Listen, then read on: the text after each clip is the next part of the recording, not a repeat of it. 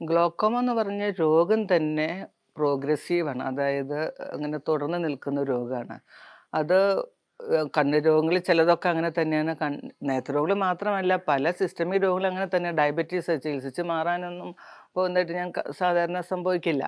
അല്ലെങ്കിൽ hyper tension 25 കൊല്ലമായിട്ട് ബിപിയുടെ മരുന്ന് കഴിക്കുകയാണ്. 15 കൊല്ലമായിട്ട് ഡയബറ്റീസിന് ഇൻസുലിൻ എടുക്കുകയാണ്. അല്ലെങ്കിൽ കാർഡിയാക് ഡിസീസിന് ഞാൻ 15 കൊല്ലമായിട്ട് ഗുളിക എന്ന് പറയുന്ന ഒരു ഗ്രൂപ്പ് രോഗങ്ങളുണ്ടല്ലോ. അതുപോലെ പ്രോഗ്രസീവായി നിൽക്കുന്ന ഒരു നേത്രരോഗമാണ് ഗ്ലോക്കോമ.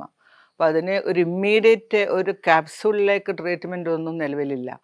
പിന്നെ അതിൻ്റെ എത്ര കാലം വേണ്ടി വരും എന്നൊക്കെ പറയണമെങ്കിൽ ആ രോഗം തുടങ്ങിയിട്ട് എത്ര കാലമായി, അവരെന്തെല്ലാം ചികിത്സ ചെയ്തിട്ടുണ്ട് എന്നതിനെയൊക്കെ ആശ്രയിച്ചിരിക്കും. ഒരു ഫ്രഷായിട്ടൊരു കേസ് ആദ്യമായിട്ടൊരു ബ്ലറിങ് തോന്നിയ കണ്ണിൽ എന്നിട്ട് ചെക്കപ്പിന് പോയി IOP അല്ലെങ്കിൽ പ്രഷർ അല്പം കൂടുതലാണ് എന്ന് കണ്ടു എന്ന് പറയുന്ന ഒരു സ്ഥിതിയിൽ ആയുർവേദത്തിൽ വരികയാണെങ്കിൽ ചികിത്സ വളരെ ഈസി ആയിരിക്കും.